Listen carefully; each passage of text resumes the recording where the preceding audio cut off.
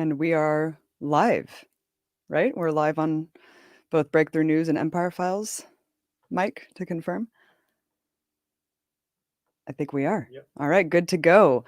Thank you so much for coming on the program, Brian Becker. Glad to be here. Glad to be here. Thank you for having me.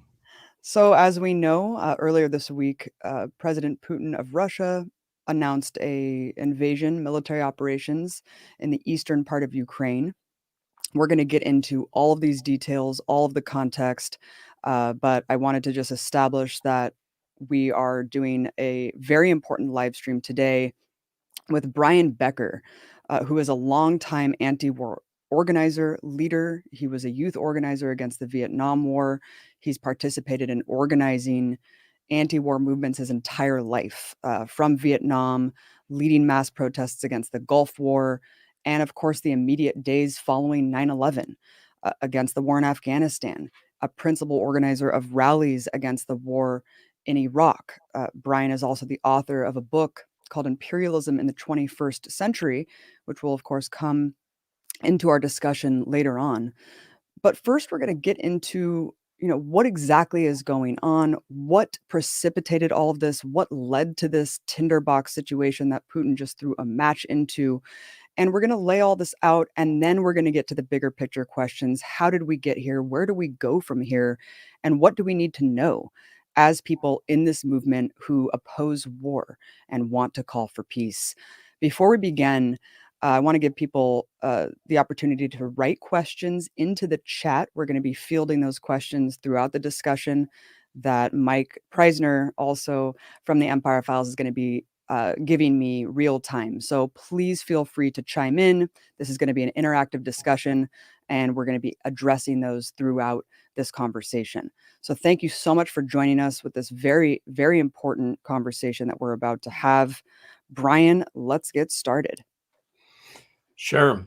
So, of course, Abby, the world is in a state of shock in many ways because people, even those who have been watching the events very, very closely for the past 3 or 4 months as this crisis has evolved, I don't think anyone anticipated that the Russian government would launch a full-scale military intervention, not simply in the eastern part of Ukraine, in the Donbass, or in the two independent people's republics that Russia earlier recognized this week after 8 years of not recognizing them, but an intervention that's from the north, the south, and the east. In other words, almost all but one side, not the western side of Ukraine, but the rest has been the subject of a very large scale and obviously long planned Russian military intervention. I think that it's important for our audience, especially those in the United States, who are getting almost all of their news from CNN or the New York Times or the Washington Post, meaning the capitalist-owned media, which is so tied into the military-industrial complex and so functions as an echo chamber for U.S. government policy. I think it's important for people in the United States, but also in Western Europe, who are largely subjected to the same sort of media infrastructure, to have an independent political understanding of what this crisis is about, what caused it, what's happening right now, and what the likely or possible outcomes are in the coming days and weeks and months. I do believe that we are witnessing and have witnessed this in this week, an event that will change global politics. This is an era-shifting event, what's happening. The Soviet Union collapsed or was dissolved in 1991, at the end of 1991. That was 30 plus years ago. The Soviet Union was obviously the second major power in the world. It was the leader of the socialist camp, the countries of Eastern and Central Europe, not to mention the socialist governments in Asia and in Cuba. All of them understood that there was a global socialist camp that was in conflict with the Western US-led imperialist camp. And while there were defects in that camp, China ultimately left the socialist camp around the time its normalization of relations began with the United States following Richard Nixon's trip to Shanghai. That was 50 years ago, the Shanghai Communique, literally signed two or 3 days from now. But with that said, there was a socialist camp and there was an imperialist camp, and there was a certain equilibrium between the two camps as a consequence of the Soviets achieving military parity or near parity, and certainly parity on the nuclear front. There was at a certain point an understanding that should there be a war between the two camps in this bipolar world, that there would be mutually assured destruction, that no one could really win a nuclear war. If each side has thousands of nuclear weapons and they're on airplanes and they're in submarines and they're in land-based missile silos, in that nuclear exchange, there would be the end of humanity and life on the planet as we know it. And so this equilibrium of terror between the two sides, mutually assured destruction, in a way functioned as a deterrent to major power conflict. That doesn't mean that there weren't wars. There were wars all over the place. There was the Vietnam War, the Korean War. You could go on and on. But there wasn't sort of a repeat of World War II or World War I, where in the case of World War II, 100 million human beings were killed in a matter of 5 or 6 years. And the whole existing world order was basically shattered and left in ruins by 1945. There wasn't that kind of a conflict. But in the 30 years that have elapsed since the collapse or the dissolution or the overthrow of the Soviet Union and thus the socialist camp, US policy has dramatically shifted.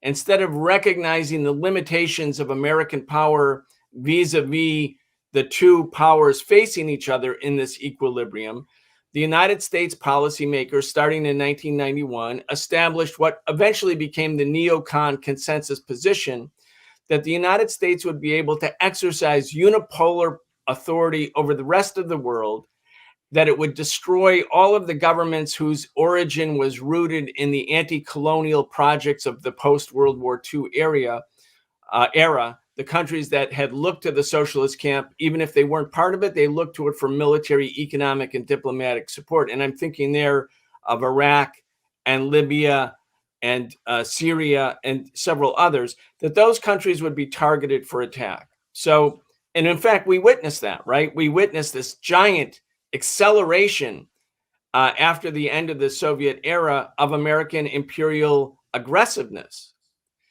But there was a sort of an understanding in the 1990s that Russia was now on America's side, that Boris Yeltsin, who had helped overthrow the Soviet Union, who actually dissolved the Soviet Union illegally in December 1991 in an accord signed with the 2 or 3 other republic leaders of the Soviet Union. There were 15 republics in the Soviet Union. That Boris Yeltsin was the anti-communist friend of the West. And Russia itself had become completely weakened as a consequence of the overthrow of the Soviet Union. Soviet life expectancy, or Russian life expectancy, decreased 6 years between 1991 and 1997. That sort of diminution in life expectancy is unheard of except during wartime, but this was peacetime. The looting of Soviet public property, the impoverishment of its people, the destruction of what had been the Soviet social and economic infrastructure as a consequence of the capitalist takeover of Russia and the other former Soviet republics, it plunged Russia and its people into dire poverty and into suffering. And it also weakened Russia as a geostrategic player. And the United States was, in a way, content with that situation. There was an accord signed between Russia and the United States in 1997 about NATO-Russian relations. And there had been before then the promise by James Baker, who was Secretary of State under the administration of George H.W. Bush, that NATO wouldn't move 1 inch eastward. We've heard all of that. Those were the promises given. But there are a couple of things, Abby, that I think we have to really pay attention to in terms of why we are where we are right now. And let me jump in there to frame this, because you're completely right. I mean, and I want to get more into where we went with Russia from the collapse of the Soviet Union till today, and how that's manifested. Because you mentioned something really important, this Cold War era architecture that was put into place after the dissolution of the Soviet Union that was trying to prevent this mutually assured destruction attitude that dominated, generations prior. All of these things were disbanded. All of these things were rejected. The entire framework basically fell apart, right? All of these diplomatic options to prevent the escalation to where we are right now was rejected. And let's get into NATO, because of course this is the main facet, right? This is the underpinning of the failed negotiations that were attempted before this invasion took place. January, Russia met with 30 NATO states in a series of talks to try to deliberate. And Russia's base concern, among several other concerns, was Ukraine should never join NATO, that no progress on all these other concerns could be made as long as this was not guaranteed. This was rejected. There was no resolution. Russia had a negotiator at the table that basically said, we are going to militarily react if this is not diplomatically negotiated. It became untenable. Everyone just thought that this was that they were bluffing, right? I mean, and I think many officials in the West who have been predicting this for months and months across corporate media still thought it was an empty threat. Perhaps they thought they could troll Russia into, backing down, maybe if they did think that Russia was, putting this out there. But I think that a lot of them didn't think Russia would invade. And this includes a lot of Russian experts, Ukrainian officials. Even the defense minister of Ukraine was saying this was not going to happen. Now you see them following up, a lot of these war hawks from the think tank establishment saying Putin's insane. He's crazy for doing this, even though these same people were saying he's about to do this for the last 6 months. This long distrust of Western intelligence for lying about literally everything to get us into war, I think made people have this knee-jerk reaction that no, of course, this isn't going to happen. But here we are, Brian. Let's take a look at the security concerns, namely NATO, the existence of NATO going up to Russia's doorstep that led us to this failure of diplomacy. Give us a sense of what NATO is as a force. Why does it exist in the first place? What has it done since the fall of the Soviet Union? And are Russia's fears of NATO legitimate? Yeah, that's the most important thing, because I believe, Abby, that if the US and the other NATO countries who are basically under the US influence had taken a different step, had actually said yes to Russia in the last 4 months on what we have to agree are legitimate Russian security concerns, this would not be happening right now in Ukraine. So you are right. This is the crux of the matter, because it's why we are here. If you look at life from the history of heroes and traitors, the hero of history, the heroes and traitors, or heroes and villains. Right now, we know Putin is the villain, and all the Western powers, of course, are the good guys. But that deprives those who have that view of actually understanding the historical context, which is everything. So and as a Marxist, I discard the history of great men or the great heroes and villains as the way to understand history, and look at social and political forces that are in conflict with each other that also have a class basis. So what is NATO? NATO was formed in 1949 as at the Pentagon. It was a consummation of a military alliance of the United States and Britain and France and a few other European countries. It did not include Germany at that time. It was too soon after World War II to include a remilitarized, formerly Nazi Germany that had started World War II into a NATO alliance. But eventually that did happen, and that happened in 1955. And it was at that time that the Soviet Union, alarmed by the bringing Germany into NATO just 10 years after the German invasion of the Soviet Union had been finally brought to a halt. And that invasion, of course, as we know, took 27 million lives of Soviet citizens, not to mention the genocide against Jews and Roma people, gay people. The genocide perpetrated by fascism was brought to an end by the Soviet Union and its amazing heroism and counteroffensive but at great cost, 27 million dead. The Americans only lost 400,000. Not only, that's a lot of people dead in World War II, but compare it to 27 million dead. So NATO was formed in 1949. Then Germany is brought into NATO. And by West Germany, we mean a lot of Nazified Germany, by the way, in terms of the establishment. And then when the Soviet Union collapses, their version of NATO, the Warsaw Pact, the mirror, the symmetry of a second military alliance representing the socialist camp, is also extinguished. Instead of NATO disappearing, it takes on a different role. It has to find a reason to continue to exist. Why spend all of this money? Why, as Obama demanded and Trump insisted, should the European countries who are members of NATO guarantee that they'll spend at least 2% of their national budget for death and destruction? Otherwise, they won't be NATO members in good standing. It's a permanent military alliance. And where does NATO go? It invades Afghanistan. Well, that's not part of the North Atlantic. It bombs Libya, also not part of the North Atlantic. Before that, in 1999, it carried out a savage war, which apparently all the Western media has forgot about. They keep describing what's going on in Ukraine as the biggest war since the end of World War II in Europe. Well, NATO dropped 28,000 bombs and missiles on Yugoslavia. Again, similarly to what Russia is demanding about Eastern Ukraine, where the Russians are saying there's an abused minority people in the eastern part of Ukraine who are Russian speaking, and we're going to defend them. The United States was using the Albanian Muslim population in Kosovo, a province of Serbia, as the pretext to go to war against Yugoslavia.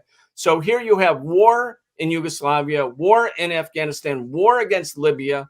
That's NATO after the collapse of the Soviet Union. The thing that most alarmed Russia after the year 2000, I would say, in 1999, there was a wave of NATO expansion, and some of the former Russian allies and Soviet republics were incorporated into NATO. That included Latvia, Estonia, Lithuania, and then in 2004, another wave of NATO expansion. But in 2008, NATO had a summit in Bucharest, in Bucharest, and at that summit, the United States insisted, and France and Germany, and this is extremely important, France and Germany dissented from the American position. The U.S. insisted that the U.S. was going to bring Ukraine and Georgia, two important former Soviet republics and principal allies of Russia, into NATO. And the Russians at that point, who had tolerated the first and second wave of NATO expansion in 1999 and 2004, the Russians said, no, we're not going to allow either Georgia or Ukraine to come into NATO because that provides or presents an existential threat. And remember that Bucharest summit was April 2008. The Russians moved into Georgia in August 2008. Remember, there was a battle in South Ossetia. That's when the Russians moved in. It was quite clear that for Russia, this was a red line. They were not going to let Georgia come into NATO. Now, everything between 2008 and 2014 was kind of quiet. Nothing really happened. But in 2014, of course, Abby, as you know, and we can talk about, the Maidan coup d'etat that destroyed a government, the Yanukovych government, corrupt but democratically elected government that was basically saying we're between East and West. Let's be neutral. We are neutral. We want to have good relations with the EU, but we want to have good relations with Russia. We don't want to take sides, and we don't want NATO membership. That government was overthrown by a Nazi-led, and I mean it literally, Nazi and neo-Nazi-led coup d'etat, which John McCain and Victoria Nuland, Republicans and Democrats, saluted as a great day for Ukrainian democracy. That's when everything shifts, because from then on, Russia then knows that Ukraine will be eventually admitted into NATO. Yeah, it became a fertile ground then for the beginning of the end, which was exactly the intent for the US-backed operation there that led to the Nazi-led coup. And I wanted to point out a couple things to corroborate your point. I mean, just the fact that the NATO-Russia Founding Act on Mutual Relations back during the Clinton administration, signed in 1997. I mean, that defining issue that was signed basically promised that NATO would not expand into Eastern Europe, not an inch. There was a classified memo released months prior to the invasion of Georgia, sent directly to high-profile U.S. officials, the Secretary of Defense, Secretary of State, saying that this is going to create, essentially in so many words, this is a WikiLeaks cable that was released, saying in so many words that this is going to cause an unpredictable and uncontrollable consequence that will seriously affect Russia's national security interests. This was years before what happened in 2014. And as you mentioned, I mean, the US was not always hostile with Russia. Let's go back to this decade of time and how it transpired over the course of the war on terror. You mentioned the US meddling in the Yeltsin elections, propping up Yeltsin, the looting of the post-Soviet economy. I mean, just the dire state of affairs for Russian people, the hardships that they faced throughout the 90s. Meanwhile, Russia is dealing with their own version of the war on terror, using the Chechens to basically reach out to George W. Bush after 9/11, saying, we will help you invade Afghanistan, or back, I guess, the war in Afghanistan, ironically, given their history with Afghanistan. But then you fast forward to the Iraq war, where Putin said, look, we're not going to support this. This makes no sense, which of course increased the tenuous nature of the relationship. As you mentioned, 2014 was really a breaking point. Talk about the circumstances that led Russia to step in to counter this extremely dire situation. I mean, Obama really was being pushed from all sides. The red line, to put that no-fly zone in Syria, and Putin basically said, we're going to step in here. Can you just explain that context really briefly before we get to the coup? Yeah, that's really important. And again, I'm glad you mentioned and came back to the point that the United States didn't always look unfavorably at the Russian government after the dissolution of the Soviet Union. Remember, George W. Bush, he said that he looked into Putin's eyes and he could see his soul, and he was a good man. I'm paraphrasing, but remember that? He was like, it sounded like he was kind of like interested in Putin. I mean, he was like really, he liked Putin. He was this like bud. He was going to be like their best friends forever. I mean, he had this connection to him. And then when Obama, and then relations deteriorated in 2008, when, after Russia moved into Georgia following that Bucharest summit where NATO said, we're going to move Georgia into NATO, which of course means moving nuclear weapons on Russia's border, right? Or potentially doing that. So then relations deteriorated, and then Obama wins the election, and the first thing Obama does is he has his Secretary of State, none other than Hillary Clinton, go and meet with Sergei Lavrov. And remember, they brought that great big red button. Oh yeah, the Acme prop, Coyote. And they said, let's press the big red reset button. And by the way, Lavrov was confused because the State Department is so incompetent that they didn't get the Russian translation for reset properly. So he was looking at the thing and trying to, what does this mean? I can't remember what the term was, but anyway, it wasn't reset. But the point was, Obama was trying to improve relations. And even remember when Obama was caught on that hot mic when he was talking, I think it was to Medvedev at one point, he says, well, look, just wait till we get through the next American election and then we can improve relations again with Russia. That was obviously before the 2012 election. So Obama and Hillary Clinton at the beginning of the first term of the Obama administration, again, looking to Russia. Russia is also included in the G7. The G7 become the G8. It's like the imperialist countries have decided to open their door and have this little junior partner come in, Russia. China's not included, even though, the Chinese economy was taking off at that point. Russia, as a, quote, European power, was brought in as well to the G7. So the G7 becomes the G8. So it looks like maybe things are getting sort of normal between the US and Russia. And Russia's attitude, as you mentioned, they didn't like the war in Iraq. Putin wasn't for it, but they didn't do that much to oppose it. And when it came to Libya in 2011, both Russia and China abstained instead of using their veto when the U.S. pushed through, I think it was Resolution 1973, meaning that the UN was authorizing the use of force to protect Libyan civilians in the eastern part of Libya in Benghazi.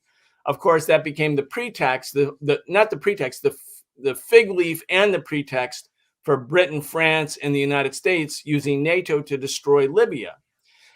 So we had all of these kind of, appeasement policies on the part of Russia and also by China.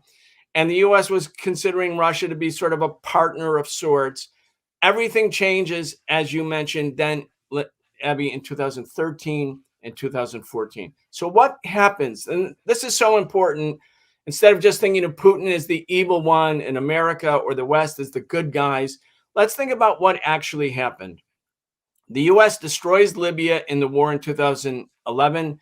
The head of state, Gaddafi, is lynched in the streets. 70-year-old man is lynched in the streets. Hillary Clinton is caught on tape, or wants to be on tape, laughing, say, ha, ha, ha, we came, we saw, he died. And then she and the hawks in the State Department, including Blinken and, the current Jake Sullivan, the whole current crew, they're like, on to Syria. Now Syria is next. And Obama and Clinton and John Kerry, who was then who later becomes Secretary of State after Clinton, they're all saying that Assad must go. We're going to do to Syria what we just did to Libya. And now Syria is a long time ally, first of the Soviet Union and after the Soviet Union of Russia. It's a principal alliance.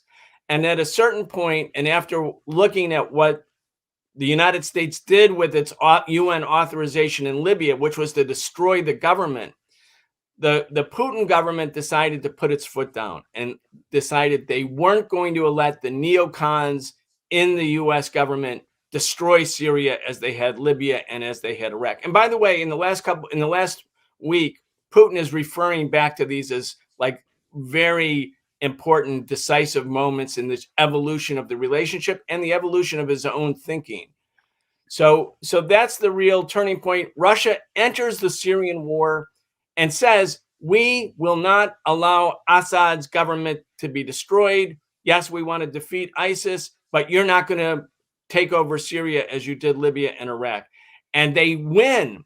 The Russian intervention, along with the support of Hezbollah and Iranian-supported militia forces, they turn the tide, along, of course, with the Syrian Arab Army, which was, even though it was majority Sunni, stuck with the government, the Assad government.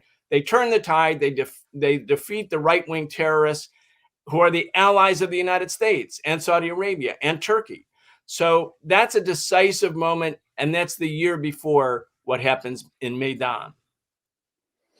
Exactly. And the next year was the coup, of course, that ousted democratically elected Yanukovych, led by far-right forces, as you mentioned, literal neo-Nazi brigades, regiments that led a violent uprising. They were completely glorified by the Western media.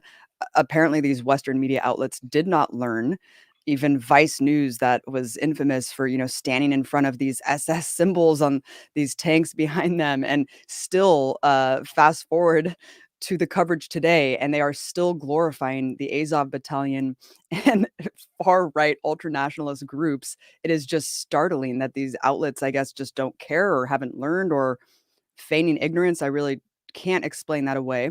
But the coup was, of course, a really formative moment in the dissolving of the relations between Russia and the US, because you had officials like Victoria Nuland out there talking openly about how we have invested $5 billion in Ukrainian democracy, quote unquote, since, I guess over the last decade or so. I mean, we all know what that's code for. That's code for fomenting regime change through organizations like the NED, USAID, in countries that we want people to rise up and overthrow their governments. You had John McCain, on the ground meeting with these far-right insurgencies, doing photo ops. I mean, it was quite over the top. So it is not hyperbolic to say that this was a US-backed operation. This coup happened. It was very intent to try to throw a wrench in the relations that were between Ukraine and Russia. You mentioned, abandoning that IMF loan in favor of the Russia loan. There was a lot that was going into that. At the time, of course, as the coup unfolded, we had the annexation of Crimea, all of the heat on Russia Today, basically blaming Russia Today as, being part and parcel of this operation of Russia meddling in US democracy. It was really the beginning of a whole new wave of Russia phobia, of this narrative that became front and center, that Putin was this arch villain controlling aspects of US society, really projecting and deflecting away from what the US had been doing for so long, Brian. Of course, I was in the middle of it being at Russia Today. It was not, it was a very bizarre, surreal experience. But one of the questions in the chat that I wanted to throw at you to guide us into this current situation, which is, several high-ranking ultranationalists rose to prominence after the coup, especially in the armed forces. And I don't know where that went after that. A person in the chat is asking, how influential are the Nazi forces? Because this is a big talking point that we're seeing used by Putin, that we can get into his speech and all that in a second. But the main point that's being peddled out there and repeated is that this is about the denazification of Ukraine. And, it is a valid point that Nazis were prominent in the coup and after the coup. But since then, we have seen another election. Zelensky took power in a democratic election since then, and he's a Jewish man. And there are a lot of Jewish citizens living in Ukraine. And it does seem like there is no nuance given. There's kind of a cartoonish depiction of this is a Nazi regime.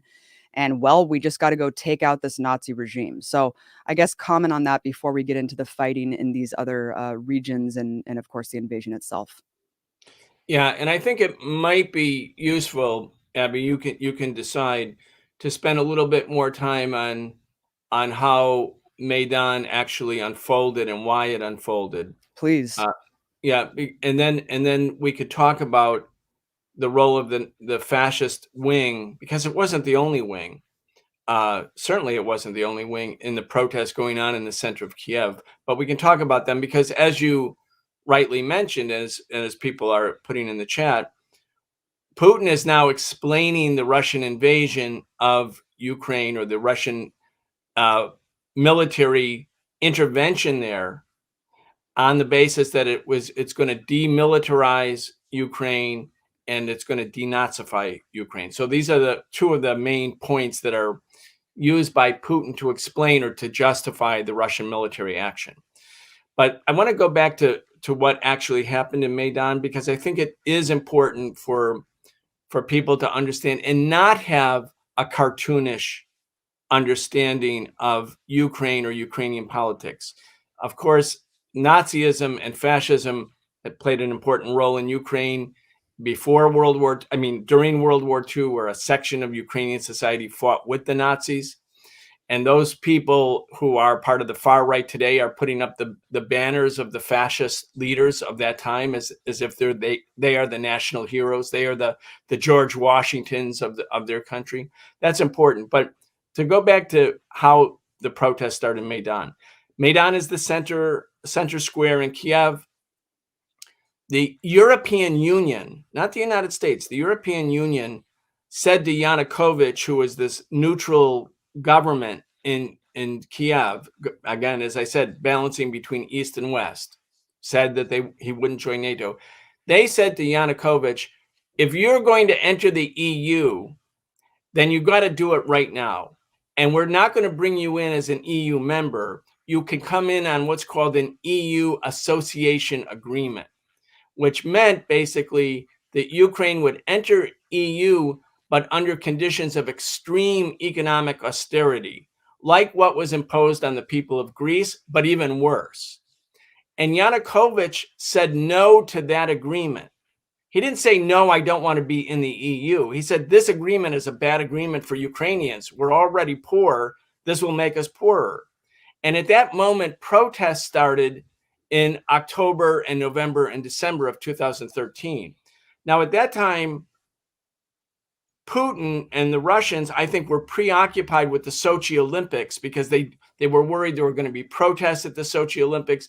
They were worried whether there's going to be disruption. There was a lot of struggle. They were distracted by the Olympics, while the West started to pour in huge amounts of support for these protests against Yanukovych, seeing it as a geostrategic opportunity.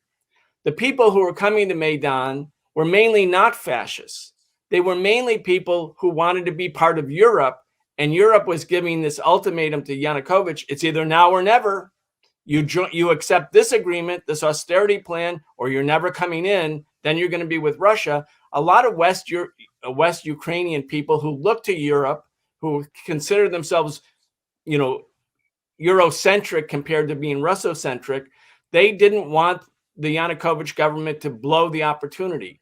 Then there were hard right elements who were also in those protests, like the right sector, like the Azov Brigade, like the other fascist parties.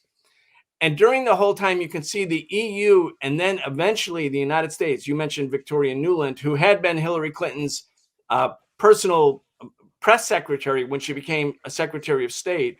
And she's married to a leading neocon, the leader of the neocon movement in the United States, Robert Kagan. And she then kind of takes over. At that point, she's an assistant Secretary of State under Clinton. She actually goes to Ukraine, and she's in the square with the protesters. Now, this is a big deal for the protesters because now they feel the full backing of the U.S. government. And she's actually handing out cookies to them. And then on our radio show, on our podcast, The Socialist Program, which is also available on Breakthrough News, we played the tape of Victoria Nuland talking to other members of the U.S. diplomatic entourage in Kiev right before the coup. And they're talking about who the next leaders of Ukraine should be. And one of them says, well, what about this guy who's in the far right? And what about this guy? And she said, no. And then the U.S. ambassador says, well, the EU thinks it should be this. And she says, and pardon my language, she says, fuck the EU. It's going to be Yats. It's going to be Yats. Yats is going to be the guy. Now, Yats is Yatsenyuk, who is a pro-U.S. sort of technocrat, financier guy. And they wanted him to be the new leader of Ukraine because he could connect more with the United States. And he wasn't tarnished by Nazism, right? So the coup happens, by the way, on February 21st, an agreement is signed. Germany's there. I think Poland's there. Russia's there. The United States is there. The opposition, including the mainstream opposition and the fascists and Yanukovych, they all there. They sign an agreement on February 21st. And the agreement is basically we agree to all the protesters' demands. We're going to have early elections, meaning Yanukovych will probably lose and somebody who's even more pro-EU will win. There's going to be a devolution of political authority away from the center into the regions. That's helpful because Ukraine is a demographically divided country. And Yanukovych says yes and agrees to pull the cops out of Maidan. That's the agreement. And the next day, absent a police presence, the fascists storm the parliament, disperse it. The president flees for his life.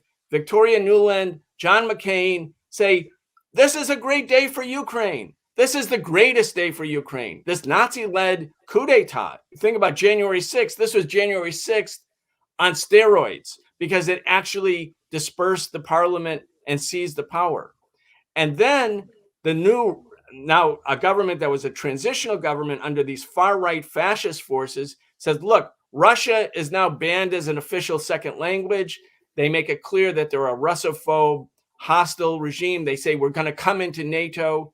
And that's when the battle in the eastern part of Ukraine, what is Donetsk and Luhansk, and also Crimea, heats up, because it's at that moment that the people in the East realize that this government is going to be with NATO and it's going to be anti-Russia and anti-Russian.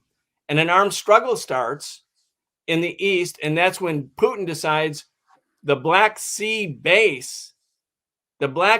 naval base that Russia has in Crimea, which is their biggest base, is not going to be a NATO base with nuclear weapons against Russia. So that's when Putin says, I'm permitting the referendum, which of course is stage managed by the Russian military to have a referendum in Crimea. But most of the people in Crimea want to be with Russia. They're mostly Russian oriented or Russian people or Russian speaking. And so they vote overwhelmingly in the referendum. And that's considered to be the invasion by Russia. So would that have happened? Would Crimea have happened if it hadn't been for the coup? Would the coup have happened if it wasn't for the fascists using their muscle? Would the coup have happened if the different international signatories had agreed to the February 21st compromise? None of this would have happened.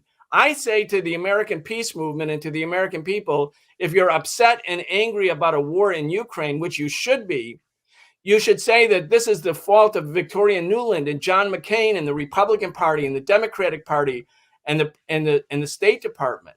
The only thing that was different between then and now is President Barack Obama was a restraining force on the neocon forces within the US government, because unlike what came later under Trump and Biden, Obama absolutely refused to send weapons to Ukraine after the coup because he knew that Russia would perceive that to be the beginning of the end for Russia, because it would mean that NATO was creating a de facto membership for Ukraine, even if it wasn't formally a member.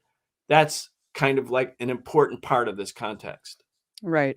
And let's explain more thoroughly this fighting that's been ongoing since the coup. I mean, the toppling of the government didn't mark the end of the violence.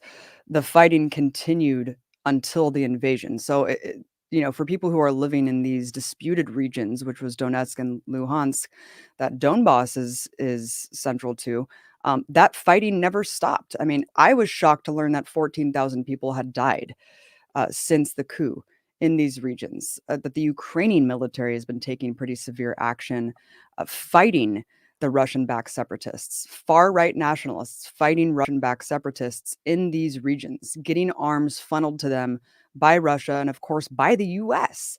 I mean, the U.S. government has been openly as well as covertly. I mean, I just saw a clip from Adam Schiff basically bragging about how we've used Ukraine to fight Russia over there, so we don't have to fight them here. I mean, bragging about the fact that we are using Ukraine for a proxy war to literally fight Russia and funneling millions of dollars in lethal weaponry that, of course, was crossing another red line. Then you see Biden, because of the amassing of Russian troops in this region, Biden taking that other dramatic stance where he sent more weapons, the quote unquote lethal aid that was parroted uncritically from the media, anti-tank weapons, all of these things protested vehemently by Moscow.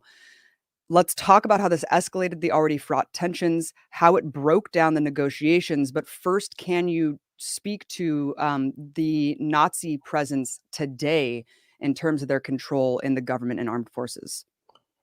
Well, the Ukrainian state is fundamentally a very weak entity, and in many ways, the right-wing paramilitaries have either been incorporated into the Ukrainian state. By right wing, I mean the fascists or neo-fascists have either been incorporated. Some of them have said we no longer need to be revolutionaries, as they put it. We can now work with the state, and in fact have been incorporated into the Ukrainian military and into Ukrainian police forces. So that's real. That's absolutely real. The political position of the fascist forces has weakened in the last couple of years, however. Ukraine, in the main, is not Nazi. It's not a pro-Nazi country. It's not a pro-fascist country. And in the 2019 parliamentary elections, the political forces who formed the United Right Bloc, which are the fascist forces, they got about 2.1% of the vote, 2.1% of the parliamentary vote, which doesn't mean that they can't be impactful. And certainly for the people in eastern part of Ukraine, where they have launched this, Russophobe war, there's been a lot of casualties. And some of the fascist units have functioned as rogue units, even if the Ukrainian military isn't shelling. They don't have complete discipline over all of these militia units. And so they're conducting their own fight. And of course, for them, they want the war with Russia. They wanted the war with Russia. They wanted it because if there was a war with Russia, the West will take their side. And if they take their side, that means they accelerate into positions of power. Now, they also know that the United States isn't, even though it fought Nazi Germany and against Mussolini's Italy in World War II, the United States government policy isn't historically an anti-fascist policy when it comes to its foreign policy. I mean, the U.S. will work with any force, including the most right-wing fascist forces. We see this throughout Latin America. The School of the Americas at Fort Benning, named after the Confederate general, Fort General Benning, they trained the fascists in Latin America. They killed the left. They killed the workers and the peasants and the communists and the socialists and the people who just wanted Latin America to be independent. So the fascists know the US is willing to play ball with fascism as long as they do America's bidding. In this case, it's been very useful to keep the conflict in the eastern part of Ukraine going because it provides a position of endless militarization.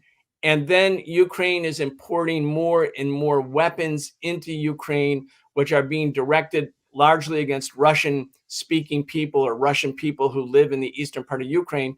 But from the point of view of the Russian government, all of those weapons coming into Ukraine as it becomes a de facto member, not a formal member, but a de facto member of NATO, means that these weapons will never be taken out. And we'll talk about this more too, but in the recent months, Turkey has sent advanced drones. Turkey, of course, is the eastern flank of NATO, has sent advanced drones to the Ukrainian government. That wouldn't have happened without the US giving the green light to it.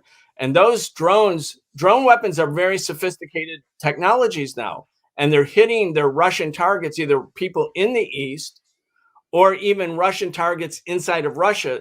And I think it's been very shocking to the Putin administration how all of these advanced weapons are coming in. Well, it also happens that it comes 2 years, 3 years after the US under Trump arbitrarily canceled the INF treaty. And that is, there are two big treaties. This is a bit of a digression, Abby, but I think it might as well mention them for people since we're going down all of these historical routes. The US canceled the ABM treaty, the Anti-Ballistic Missile Treaty, in 2002.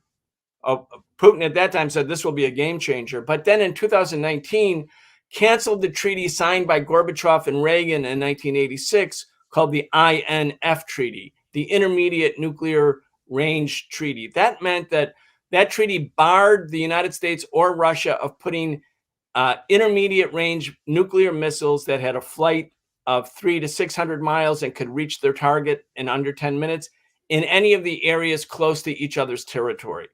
That's what was happening in the 1980s. That's what started the anti-nuclear movement in Europe. The freeze movement was the US had put all these short-range missiles that could hit Soviet targets in 6 minutes all over Europe. And the Europeans went into the streets and said, look, you're going to use our country as a staging ground for a nuclear war against the Soviets, but you're not going to die in Chicago. You're not going to die in Washington. We're going to die. And that's why the Europeans luckily went into the streets and built this independent anti-war movement that said no. And Gorbachev and Reagan signed that treaty in 1986. And that was a principal part of that architecture that we talked about in the beginning, that Cold War architecture that created equilibrium. The US under Trump canceled it. And that meant the Russians are looking at that and they're saying, okay, they're going to place those weapons at the Ukrainian border with Russia, which is a 1,200-mile long border. Those missiles will reach their targets in less than 10 minutes. We can't defend against them. And that means we'll never have a day of peace. We'll always be under a threat that we can't really refute or rebut or push back against. And these are the red lines that Putin has been talking about. But again, if you look at Maidan as the turning point, because it means that Ukraine, which had been neutral up until 2014, is now coming into NATO, becoming a de facto part of NATO. And then the Ukrainian government launches this endless war against the people in the East. And by the way, Russia also contributed to that war. And I think this is important. I think that as long as that war continued in a formal sense, as long as there was a territorial dispute in the eastern part of the country, NATO formal membership would be prohibited. NATO rules insist that any country that has a border dispute on its territory can't enter NATO.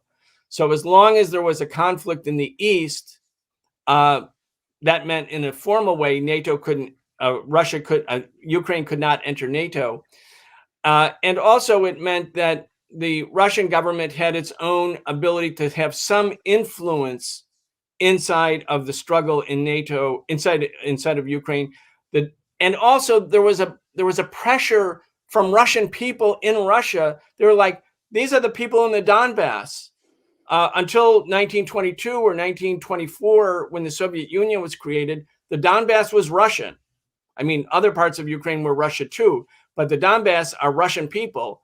And why are you letting Ukrainian Nazis, who killed so many of us and we spent so many millions of lives to defeat these Nazis, why are you letting them shell our brethren in Donbass? So I think Putin was under extreme pressure to not abandon the Russian-speaking population in the eastern part of Ukraine.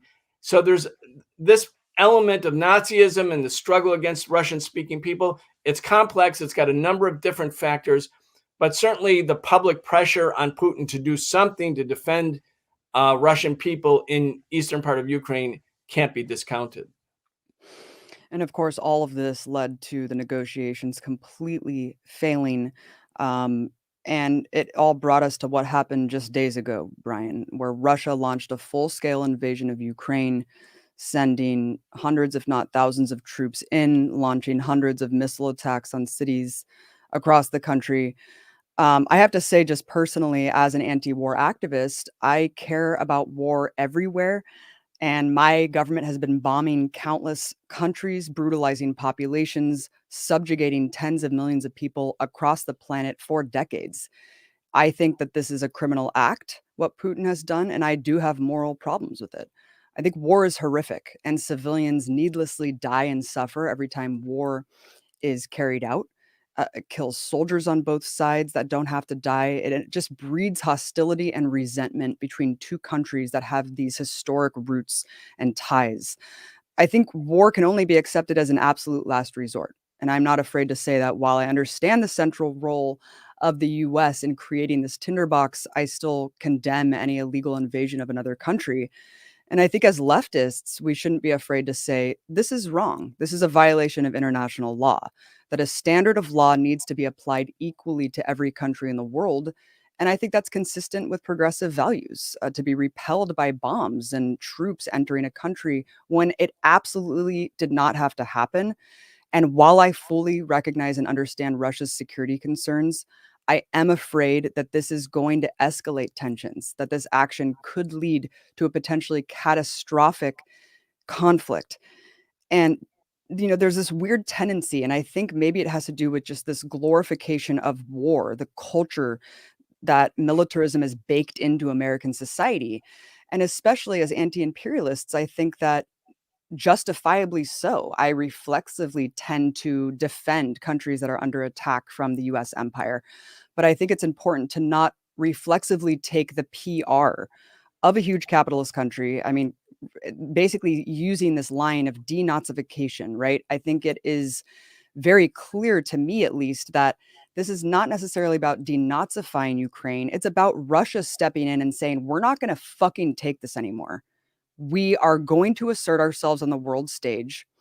And it's okay to have criticisms of that, attitude and policy.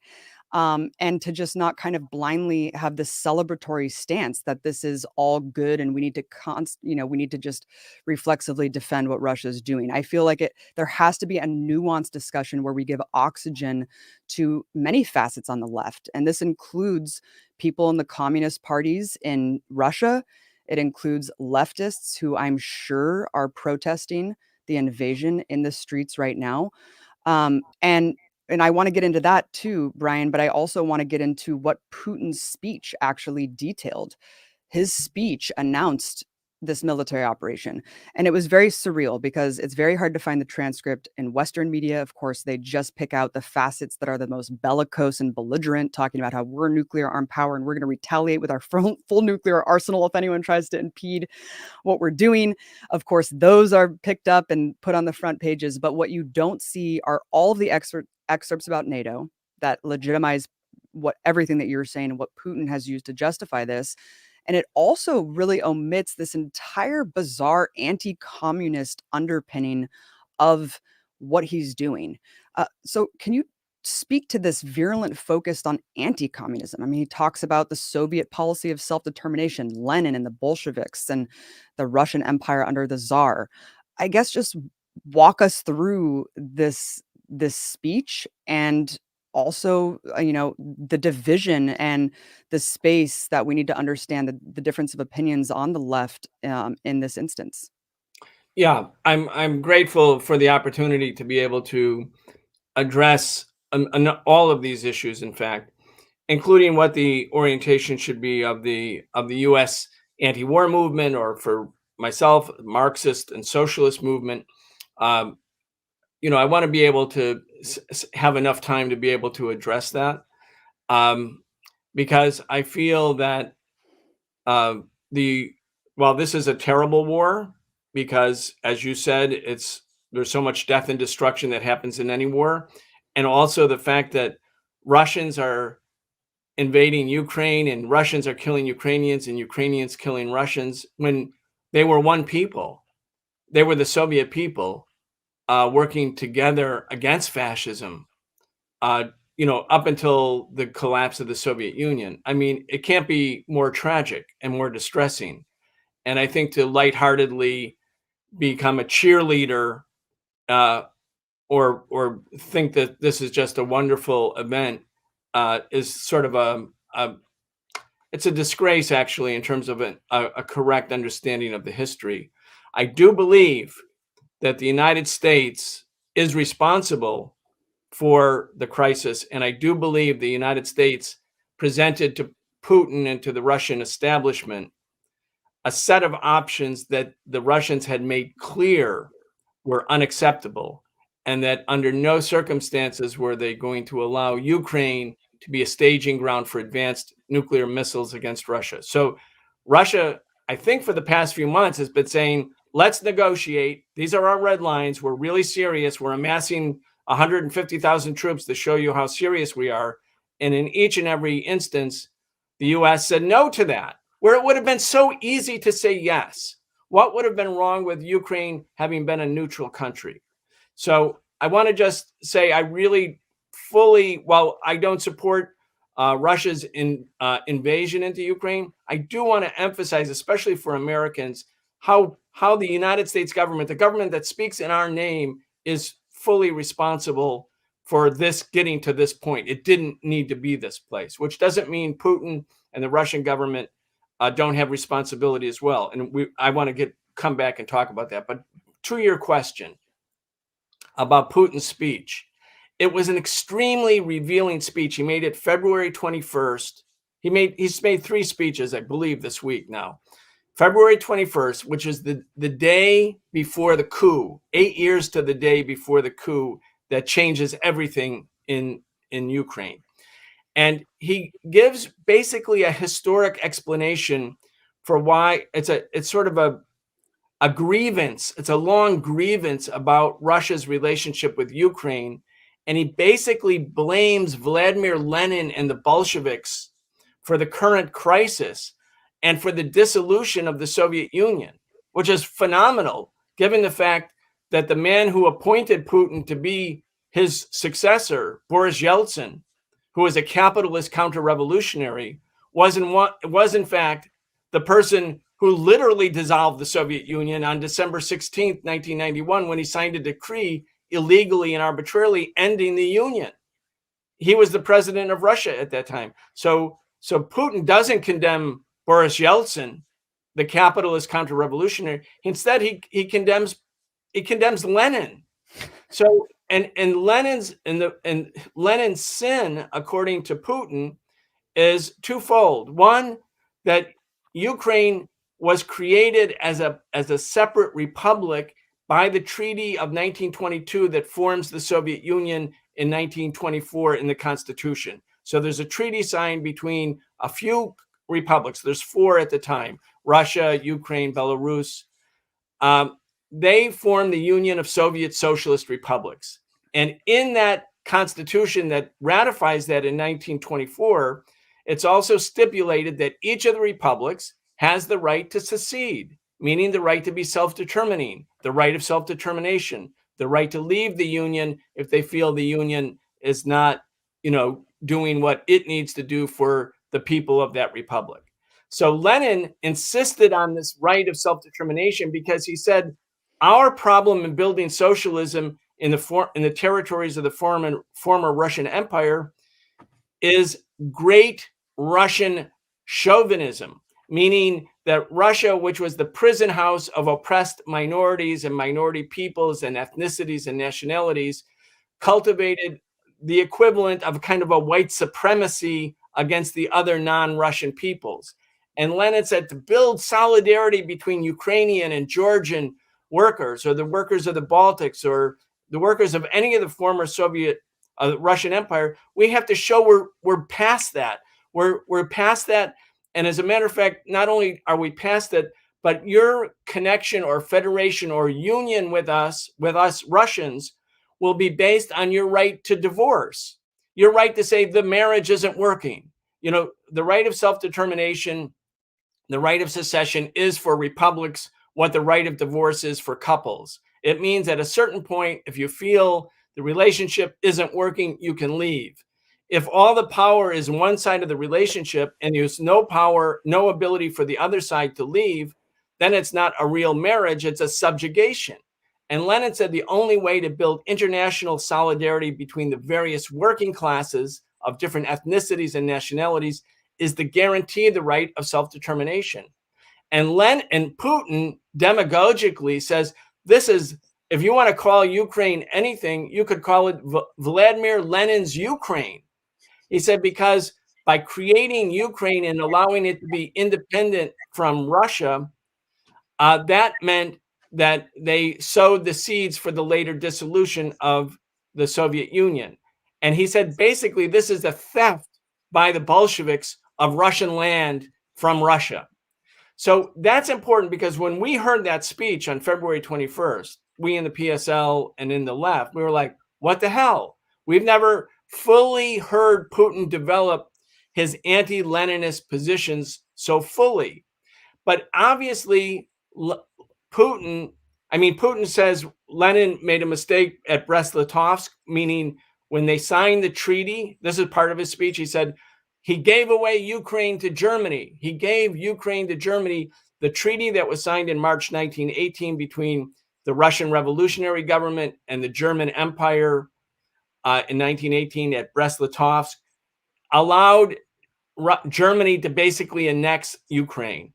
But Lenin's position at that time was, we had a revolution. We no longer have an army. We're being invaded by 14 imperialist armies. We can't fight a war against Germany, so we'll sign a treaty. It's a humiliating treaty, but we don't have any option. We can't do it. And so Putin demagogically denounces Lenin for having signed the treaty, which was absolutely necessary for the Russians to do. He also denounces Lenin for having the position of revolutionary defeatism.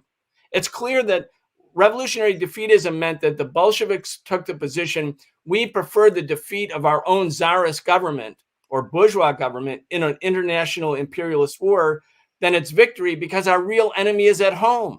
Our real enemy are the capitalists here. They're not in Germany or France or Britain or the United States. We're fighting the class struggle here. And he also recommended that the German comrades and the French comrades and the British comrades and the American comrades take the same position. Everybody take the position of not defending their own imperialist bourgeoisie in the war. So Putin denounces Lenin for revolutionary defeatism. He says that's unpatriotic. It gave away Russian land. He denounces him for Brest-Litovsk. He denounces him for creating Ukraine, and he denounces him for the right of self-determination.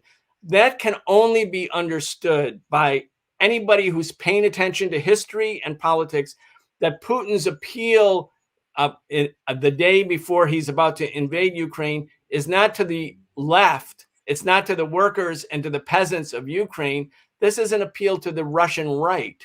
And I think it's really important for the left, including the left that sees NATO as the aggressor, to not follow Putin, not to put Putin on a pedestal, not to follow this anti-communist core sort of Russian chauvinist orientation towards non-Russian peoples. I mean, he says other things that are not chauvinistic, but nonetheless, he was making this really unique historical argument for why Ukraine could be reincorporated into Russia as it had been under the Tsar. And then the invasion happens, and it's clear what's the purpose of the invasion. What is Putin actually trying to do? He's trying to make it, one, we have to be very clear about this. Putin is trying to make it clear to NATO, Ukraine will never be part of NATO. And that's obviously what he's saying. Two, he says he's going to denazify the country, meaning the fascists who are attacking the people in the East are going to be captured and they're going to be put on trial or they're going to be killed. That will be popular in Russia. That will be a very popular talking point in Russia. Unfortunately, some people in the West think that all of Ukraine is Nazified, which is not true. That's not what Ukraine is. That's not a correct, objective, accurate assessment. And the other thing is that he's signaling to the West, and this is very important, that the period of appeasement between Russia and the West that's existed since 1991, when they appeased them on Iraq, they appeased them on Libya, they stopped appeasing on Syria, but now the appeasement has ended. He said, basically, we wanted to have a negotiated settlement, but you said no. We're done with negotiating. We're now going to show you that Russia is a great power.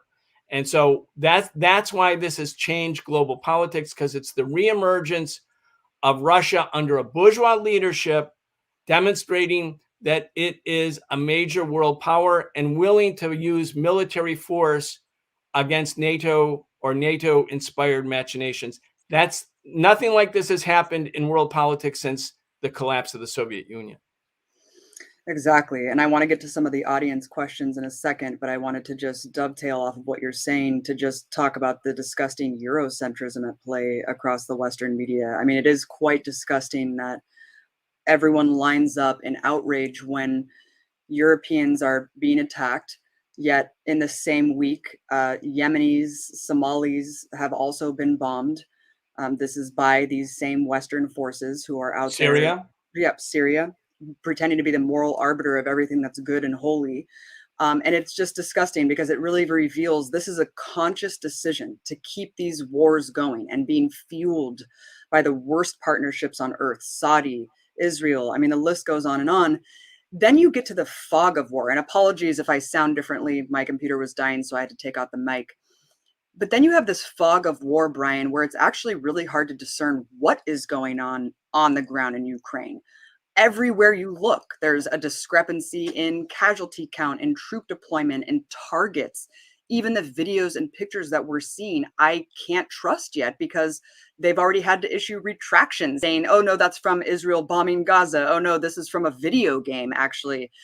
It's quite ludicrous. And so it really is hard to even figure out what to think as of yet, because it is so convoluted. You have talking points coming out there saying the Ukrainian army is basically falling apart. They look super weak. They're forcing people to conscript. And basically Sky News is hosting a live workshop on how to build a Molotov cocktail. You cannot make this up. Meanwhile, Palestinians are terrorists for throwing rocks at tanks. And I almost wonder, is this some sort of head fake? Like, the Ukrainian army is so weak that now we need to pour more money and weapons in. And in fact, that's what Biden just did today. He just announced that he's sending another $350 million in, I think, in weapons, instead of seizing everything and saying, we need to negotiate right now. We need to take this seriously. We need to sit down at the table. And instead, they're just funneling more money and weapons into a very, very volatile situation. And, I just can't really go without saying this. I think that there were several other diplomatic options for Russia. Like, I could see if the paperwork was about to be signed on the NATO alliance and Ukraine was about to step into NATO, that was not this was not imminent in terms of, if Russia didn't invade today, they would have joined NATO tomorrow. Like, diplomacy could have been pursued on the grounds of maybe lobbying other NATO states like Germany to potentially take Russia's side.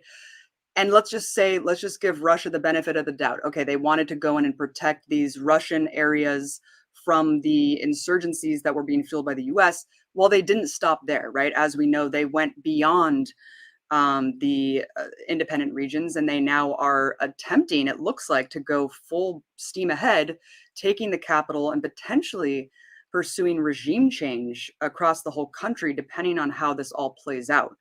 So for me, I feel like, if Russia's big concern was stopping Ukraine from joining NATO, I feel like this was not an imminent enough threat to justify this, and certainly not all options were exhausted here.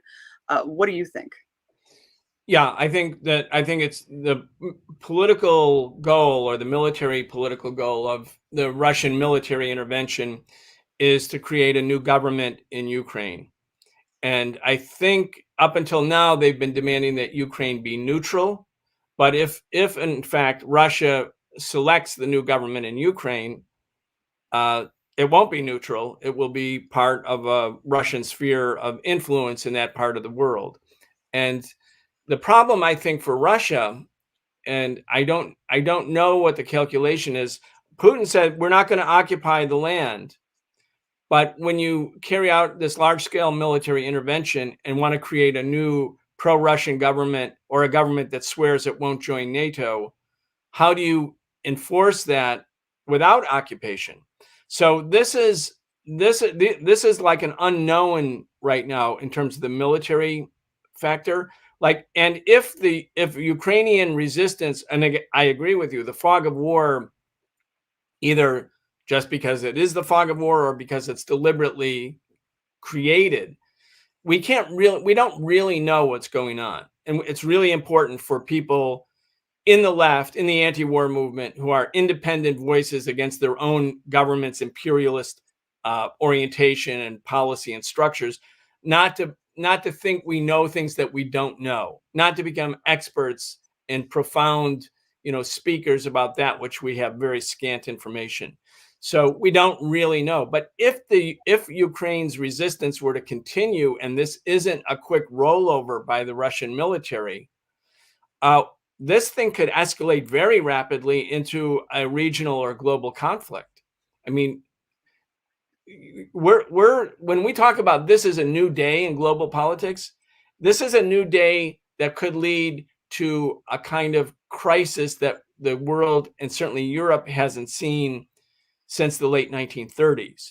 People should not minimize the absolute danger. That's why I think it's so, for Americans especially, we have to say to our government, or the government that speaks in our name, your reckless, provocative, aggressive actions have brought the world possibly to the brink of World War III, which doesn't mean you have to then endorse every military move or political statement of the country that the United States or NATO are in conflict with. You don't have to do that.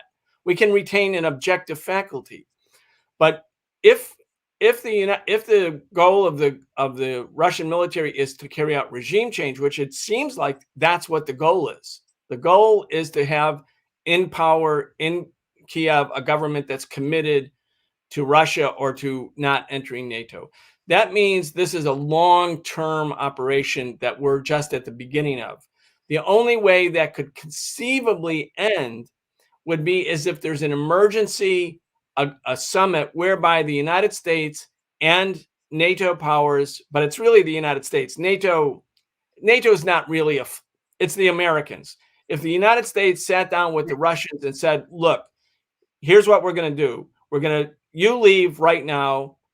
We're going to, devolve authority to different regions in Ukraine. We're going to absolutely go along with your idea that NATO, Ukraine will not be moved into a NATO sphere of influence. It doesn't need formal membership. NATO was becoming a de facto member. Ukraine was becoming a de facto member of NATO without formal membership.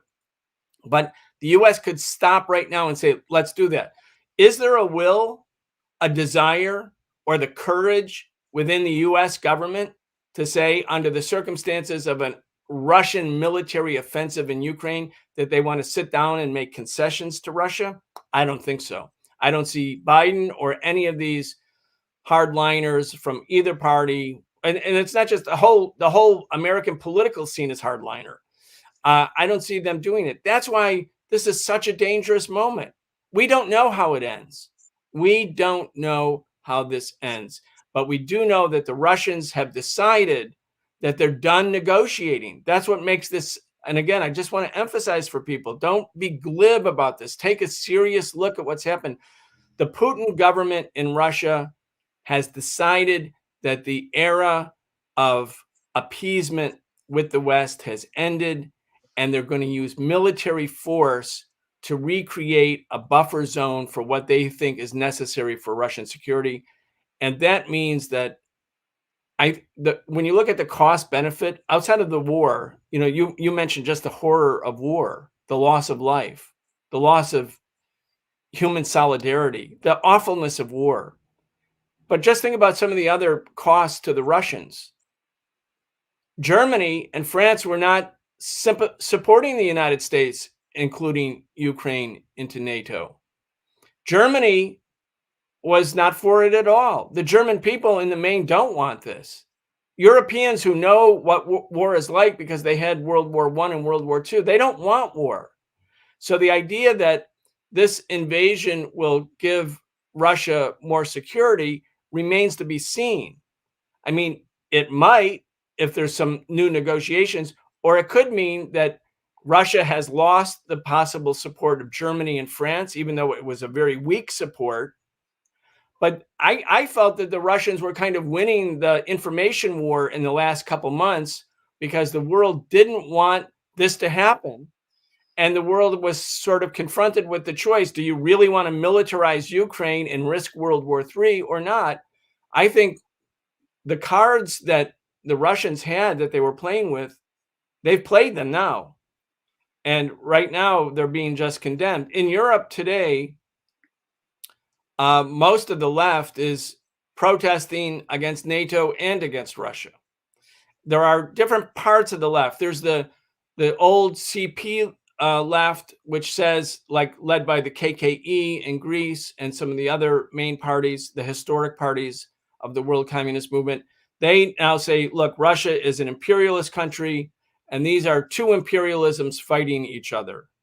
Ironically, the Trotskyists or semi-Trotskyists, like the Cliffites who were around the ISO, they've always had the position that the Soviet Union was an imperialist country even before the collapse of the Soviet Union. So they now say this is two imperialisms fighting each other.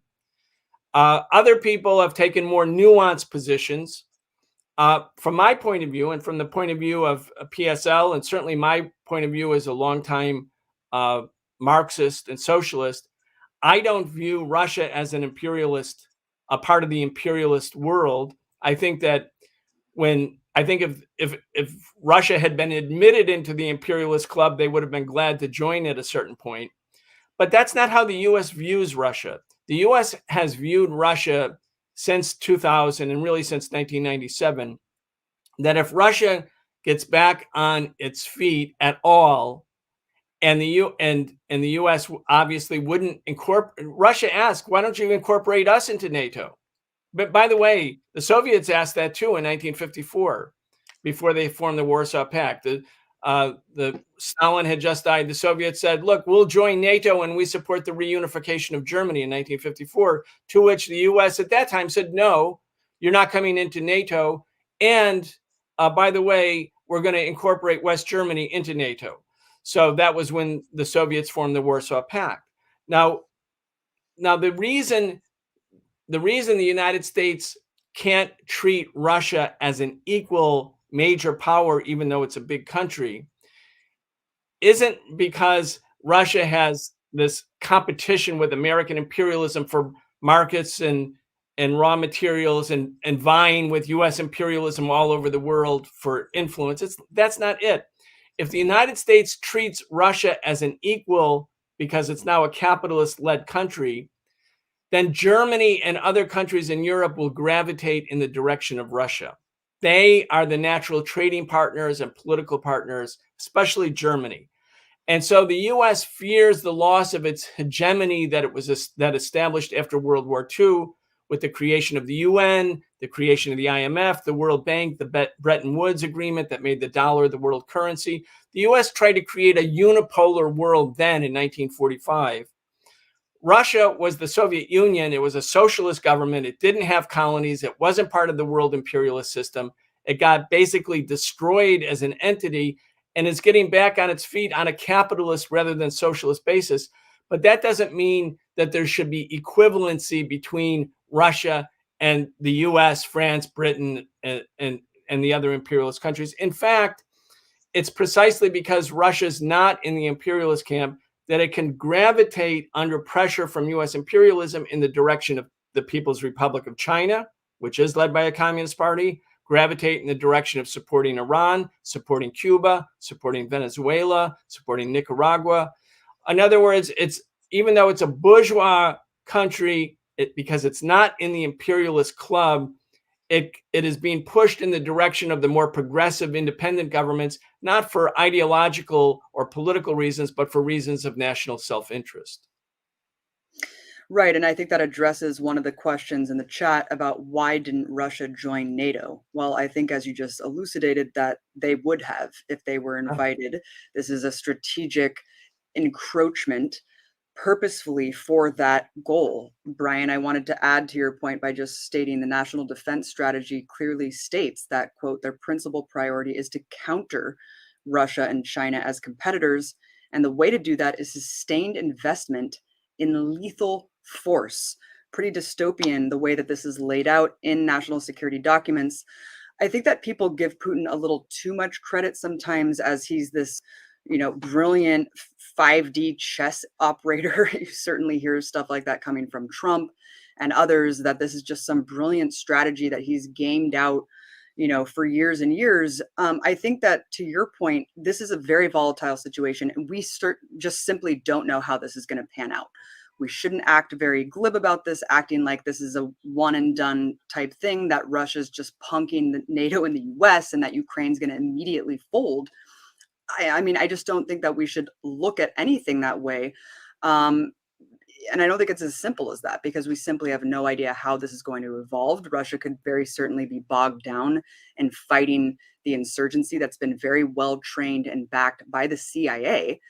And of course, NATO and the US can certainly respond in a very reckless way that essentially brings the official start of World War III. What we do know also is that this legitimates like the very worst policies and people in the US. Like that's aside from the point, though, that have been lying to us for decades. Like now they have this whole new credibility that we're going to have to fight. But that's aside from the point. I think the main point that I want to get to now is the issue of unipolarity, as you've been talking about, and how it has been wavering in recent years, and how now we're facing a precipice where the world is going to be changed moving forward. Finally, a big power has stood up and said, we're not going to take this anymore. And they've basically moved militarily to assert that new road, that new fork in the road. A lot of people are saying that this is good, Brian. This is good because you have this counterweight officially standing against the US. This profound shift is taking place that is going to benefit the world in a positive way, that no matter what the outcome here is, that Russia asserting itself on the global stage will inevitably actually prevent the cataclysmic war that would have happened come Ukraine join NATO. So let's talk about that. Is it good that unipolarity has been challenged? And do you agree that this act will prevent a potentially bigger war in the future? Super important question, because I hear all the time people who hate US imperialism and the unipolar world where the US could, try to destroy government after government after government, sanction them, impose draconian economic sanctions so that even if it wasn't occupying or bombing, they were still killing the people and ruining whole countries, making their economy scream. People want an option. They're thinking like, that's the unipolar world. What we need is the multipolar world. And I have to say, as a Marxist and as a Leninist, I think this is a very superficial understanding of world politics and a superficial understanding of the historical dynamics for the larger movements for peace and for justice. I mean, we had a multipolar world all the way up until World War II. What did it bring us? The multipolar world brought us World War I. The multipolar world brought us World War II. I mean, if you go back to the Berlin Conference of 1884, all the imperialists sat together and they took a map of Africa and they divided it up amongst themselves. And with the exception of Ethiopia, in 18 years, every form of African self-governance was extinguished. And so that was where the imperialists were working together. So there was multipolar imperialist entity, a multipolar world where they decided to work together. But then they had their own contradictions within the imperialist capitalist system because each economy kept producing more and more and more, had more capital to export, needed more markets. And eventually, because the entire world was already colonized, the only way for the multipolar world, for a capitalist country to thrive in a multipolar world was to take from some of the other imperialists. And that's what made World War I inevitable. Please read the book, Imperialism, the Highest Stage of Capitalism by Vladimir Lenin. We reproduced it, and we also made a century-long sort of commentary that is the first part of our book called Imperialism in the 21st Century. We took what Lenin wrote because it's still valid, but the essence of it is completely valid, but things have changed. And so we wanted to talk about the things that have changed and how, if anything, the world situation requires an amendment to Lenin's thesis. But again, we agree that under capitalism and in the imperialist era, the inevitability of war demonstrates itself over and over and over again. And the only solution is not multipolarity. The only solution is socialism. The only solution is to reorganize the economy so that instead of endless expansion on the basis of capitalist competition that pits different nation states against each other for markets or colonies or semi-colonies or spheres of influence, that we go back to the Marxist thesis that workers of the world should actually unite against their own capitalists. We don't want them to be separate from and independent from the other capitalists and pursuing their own independent capitalist interests. And then we can say, oh, look, there's alternatives in the world. Those alternatives will lead to ruination. They lead to the inevitability of war. Now, of course, the Soviet Union and the socialist camp, sort of did away with America's plans for a unipolar world after World War II. But it wasn't a multipolar world then. It was a bipolar world. Bipolar meaning there were two centers, and one of the centers was based on socialism. The socialist countries didn't have colonies. They didn't have neo-colonies. They weren't driven by the capitalist mode of production to go to war endlessly. And in fact, they were a deterrent to war. So the non-unipolar nature of the post-World War II era shouldn't be characterized as multipolarity, but a bipolarity. But even more important than the fact that there were two anchors was that one of the anchors was based on the socialist system. So multipolarity is not the answer. The only answer to the inevitability of war, which includes World War III, which will be a nuclear war, is for us to change our own governments, to have radical transformations at home, and to recognize that in order for that to happen, we have to have independent socialist movements. How can we make radical change in America? By saying Vladimir Putin is our leader, that what he does in the Ukraine is our source of inspiration? I mean, that's ridiculous. We have to fashion a movement in the United States that exposes the role of the Pentagon and imperialism and U.S. machinations and the hardliners in both parties and say they speak in our name, but they're not us. We are the working class. We are the poor.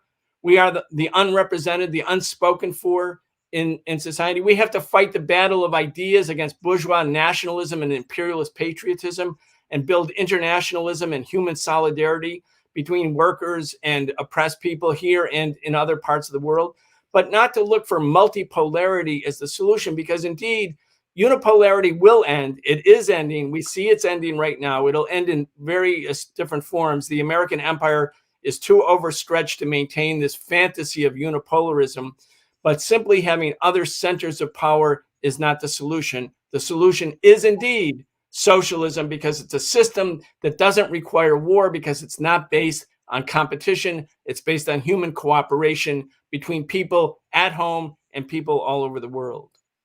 Well said. Yeah, especially since these forces that are in the multipolar world are also anti-communist. And I encourage people to read the PSL statements. I liked a lot of what they had to say, and I think it's important to quote one of them, which says the role of the US anti-war movement is not to follow the lines of countries in conflict with US imperialism, but to present an independent program of peace and solidarity and anti-imperialism, which is exactly what you're pointing out, Brian. And I think that we know that as people in the anti-war movement, our job is to highlight the focus on what our government is doing, what its role is in facilitating and stage managing this crisis. At the same time, a lot of average people are watching the corporate media, right? That's all they really know is they're watching this unfold. They're outraged at the invasion of Ukraine. They're repelled by war. We need to be reaching out to those people and saying, yes, this is wrong, but we're Americans. Do you live in a NATO country? Do you live in America? Our central role is to fuel that outrage into pressuring our own government to de-escalate tensions and to pull back NATO forces in these areas. Talk about why disbanding NATO is such a crucial demand that anti-war activists need to generate, and also just any more elaboration on this independent program to use to galvanize the left in an international sense. Right. The NATO is foundationally an offensive military alliance. It was designed to stop the spread of socialism. It was designed to make Western Europe basically under the complete subjugation of American imperialism. American imperialism, in fact, revived Nazism or Nazis in many different sectors of West Germany, and of course used Nazis to build the U.S. space program, the Operation Paperclip. People should check that out. 1,600 Nazis were brought to the United States. It's not an anti-fascist alliance. It's an anti-communist, anti-socialist, anti-worker alliance. And we can see that it's wars in Afghanistan, it's wars in Libya, it's wars against Yugoslavia. These are offensive operations. And the United States, the people of the United States need to stand together and say no to NATO. The only reason NATO expanded after the collapse of the Soviet Union was not to keep West Europeans safe from the Soviet Union, because the Soviet Union was gone. So the only reason it expanded to the east was to completely dominate Eastern and Central Europe and make it an American-dominated neo-colony. And at the same time, because America is addicted to war, its capitalist system, the U.S. capitalism is so addicted to war, so hyper-addicted to militarism, and so addicted to a military-industrial complex as a stabilizing force in U.S. capitalism, it actually incentivizes war. And then the idea that any country, be it China, be it Iran, be it Russia, can actually be free, can be independent, can be strong enough as a global or regional player that it can determine its own destiny. The Americans view that as an existential threat because it's like the mafia. They say, well, if this country can show that it's neutral, that it's independent, that it's not following the empire, that might suggest to others that they too could be independent. The idea of being independent, not communist even, but just independent, is considered a great danger by the US, which is following the logic of gangsterism, which is the logic of contemporary empire. So we have to say no to NATO. But NATO, in a way, is also just, in a way, a symptom. The real disease is American capitalism. The U.S. capitalism, it's so rich, and it got rich off the unpaid labor of millions of enslaved African or African descendant people. It got rich off of the genocide and theft of indigenous land. It got rich off of the colonization of Latin America and other parts of the world. It's a very rich country, and yet half the people in this country, according to the Poor People's Campaign, live either in poverty or near poverty. The number of trillionaires grew and their wealth increased by 30%, during the time of COVID-19 while 60 million workers lost their jobs. I mean, we have to fight here against a system of capitalism which breeds injustice, lives off of inequality, and promotes war abroad as a characteristic feature, not as a mistake by this or that politician. So our struggle really has to be to fight for peace means to fight holistically against all of the manifestations of American capitalism. And the true victims of any war, Brian, of course, are the working class of these respective countries, and that's who's going to suffer and needlessly die. Russia, Ukraine, those working class populations, and that's the tragedy of this all. And of course, the working class here. Thank you so much for your incredible and profound analysis. I want to address a couple questions in the chat to wrap this up, and thank you everyone for sticking with us. This was a really insightful discussion, really crucial moving forward to understand this in-depth history and how we got to this point and what we can do to really pressure our government to stop escalating the tensions. Brian, we forgot, someone brought up the Minsk agreement. This is an important facet that's not talked about very much that has to do with those semi-autonomous regions. Do you want to discuss this? Yeah, absolutely. Very important. So there's two agreements, Minsk 1 and Minsk 2. Now, they were both signed after the coup in February 2014. So they're signed later in the year and in 2015 updated. And they provide the basis for basically freezing the conflict. Don't bring in more weapons, freeze the conflict, try to have like sort of a mediated solution. The pro-fascist or fascist forces in Ukraine in particular violated those agreements over and over again for the reason I stated earlier. They actually want conflict with Russia. They see if you can, hit the Russian population in the eastern part of Ukraine enough, maybe you'll lure the Russian government into a battle. And they think that would be very good because it will increase Ukrainian nationalism, anti-Russian sentiment, and especially bring in heavy weapons from Western countries. So Minsk was the agreement that the Russians really were committed to. This is so important because, again, if you think of Putin as just the evil devil, I mean, whatever we think of Putin, we're not supporting Putin, but we need to have an objective faculty when we assess any leadership. Putin was for these agreements. For the last 8 years, they have been promoting them at the same time as they've been demanding that Ukraine not come into NATO. And I would have to say that as a consequence of the constant and endless violations, mainly by the United States, Obama, when you think of Obama, and I know everybody has many criticisms of Obama, same here, but Obama compared to Trump or Biden was a voice of restraint. He would not allow weapons to be sold to or shipped to Ukraine after those two agreements were signed. So Obama said, don't do this because it's going to accelerate a conflict with Russia. We don't need it. Trump comes in 2017.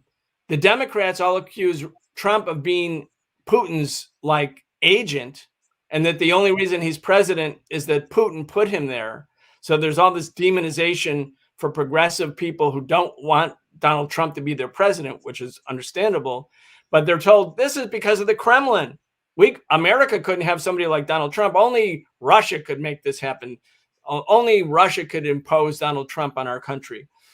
So all of that said about Donald Trump, Trump sends weapons to Ukraine. And then when he held them up for a couple of weeks, remember, he's impeached.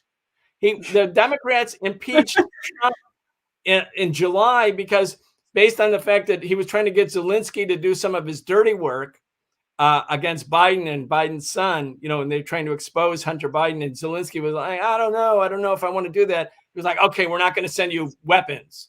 And by the way, the U.S. always calls them defensive weapons. Well, you can call a missile a defensive weapon, but if it's landing on you, it doesn't feel defensive. So let's just get rid of the word defensive weapons. Weapons are weapons.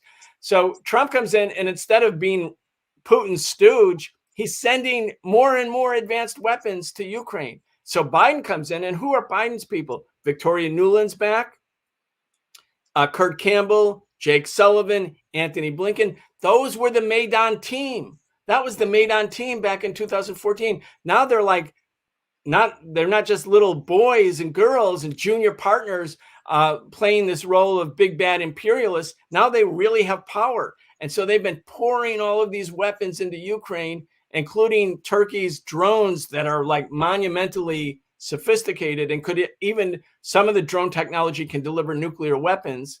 And the Russians were completely taken by, they were surprised about how this has accelerated in the past year. And then more fighting that violated Minsk all the time back in September and October of this year. So that's when Putin said, okay, unless we do something now, Ukraine is going to have 1,200 miles of Ukraine-Russian border are going to have advanced weapons pointed at us. We have to act. So that's when he had plan A and plan B. Plan A was, he announced, we have red lines, we're serious, you better listen to us, you better negotiate. Plan B is we're amassing 150,000 troops.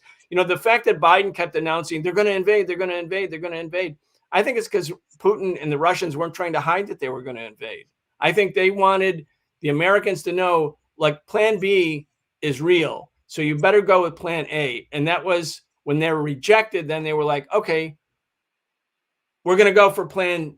They played all the cards in their hand. I mean, will it be considered historically a reckless, catastrophic move or some brilliant counterweight, you know, blah, blah, blah, using great power politics, sort of a Bonapartist, militarist answer to imperialism? We don't know, because we don't, as you said, Abby, none of this is unknown. The danger is so high. The danger of this spiral. I mean, it's already awful for the people in Ukraine. I mean, they're in their subways, they're sheltering. You know, we can't look at politics as just geostrategic politics and not care about the people in Ukraine, the workers, the farmers in Ukraine. We care about them, just like we care about the workers and farmers in the eastern part of Ukraine. And we care about the workers and farmers in Russia, and the workers and farmers in Alabama and Georgia, and, you know, close to where I am in Washington, D.C. and nearby Maryland. And, you know, we have to care about people and the working classes that don't make these decisions, that don't bring the world to the edge of war, but are told in each and every case, line up behind your own government, salute the flag, say the Pledge of Allegiance, don't think about it. You know, just remember what nationality and ethnicity you belong to. As a socialist, as a Marxist, as an internationalist, we're promoting the idea that you have to think about the world and world politics in a different way. Right. I fully agree, Brian. Another super chat question is about Zelensky basically announcing days before this happened that he would like Ukraine to have nuclear weapons. Days later, Russia invades. I know that you talked extensively about NATO, and I just wanted to reiterate and stress that threat of nuclear attack with NATO armed countries. I mean, the fact that any NATO country being attacked, of course, invites the full response from, you know, nuclear armed states. So it's a lot of heightened tensions with the entry point into NATO, basically pledging by NATO countries that we have the ability to attack you and essentially bring in nuclear war. Yeah, and I don't know. I didn't see Zelensky's actual comment, and a lot of what we're hearing, we're getting as secondhand news sources. So, you know, you mentioned in the beginning the fog of war. Did he say it? Maybe. If he did say it, was ridiculously stupid, because obviously they weren't about to get nuclear weapons. But it's a perfect talking point for the Russians, who are, you know, seeking different justifications for their military intervention. But the week before and the weeks before, Zelensky was telling Biden, would you stop threatening Russia? Would you stop saying that an invasion is imminent? You're disrupting our economy. You're hurting our economy. Like, let's chill out. And so Zelensky was not at that time an accelerant to the struggle. If anything, if you look at Zelensky's position, it's been a moderating position. When he came in, he's a Russian speaker. He's from the east, the southeast part of Ukraine. He got a lot of votes from the eastern part of Ukraine to become the next president. And it looked in the beginning like he was really wanting to implement the Minsk Accords. I mean, that was his orientation.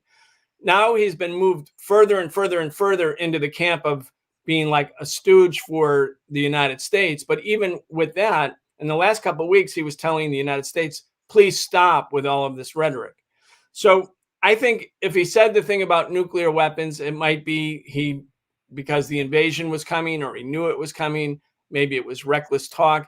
I don't think it's if the comment was made, I don't think it's decisive for why Russia has acted. You can't have this kind of military operation without the contingency at least having been planned far, far in advance.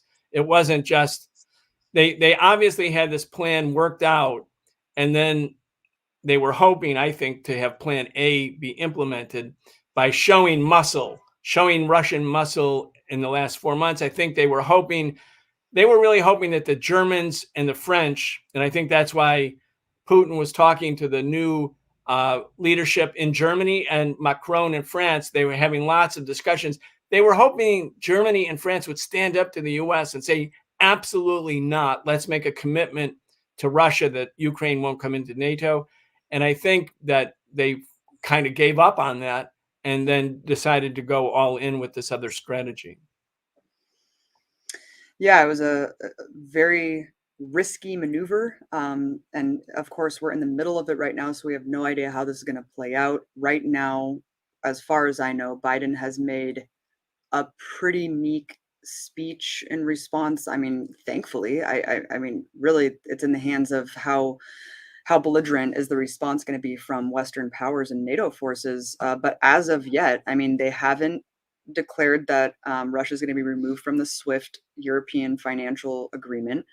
And the sanctions implemented, maybe you can speak more to that. That's also a question in the chat, is like, what are these sanctions directed at? How are they going to impact the countries that do rely on Russia for help?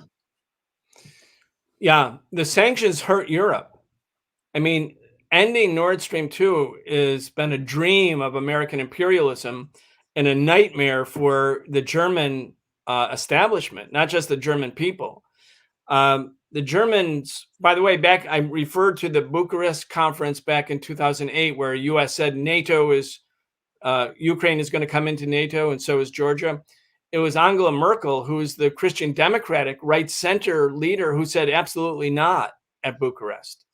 And the French also said no. So it's both this Christian Democrats and the Social Democrats, right center, left center. They're both wanted to have a more independent, more open policy towards Russia. And certainly that's partly because Northern Europe really depends on Russian energy sources. I mean, you can build all the liquefied natural gas tanks in the world, but that's coming then from the UAE or from the United States, thousands of miles away at much higher cost. I mean, Europe is going to be hurt by those sanctions, and then sanctioning the Russian economy. Well, Russia's trade is with Europe. I mean, it's really, the American sanctions are a form of dictatorship, economic dictatorship imposed against the whole world, mainly on their targets, mainly on the workers and the poor of a targeted society. They hardly have any influence on the elites in that society, but then they have collateral impact on other economies that would prefer to trade with the sanctioned country, but can't, because if they do, then they will be the sanctions. It's really, that was the situation with Iran. Look at what, Obama signs the Joint Comprehensive Plan of Action, the Iran nuclear arms deal. Europe is very excited about it. They want to trade with Iran. They want to get Iranian oil. Trump comes in and rips it up.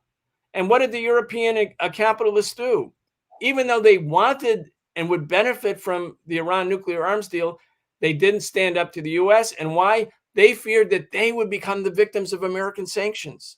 So American sanctions are a form of global dictatorship against everyone, not just principally against the targets, but also as collateral damage against the others. And certainly this is true about Europe right now.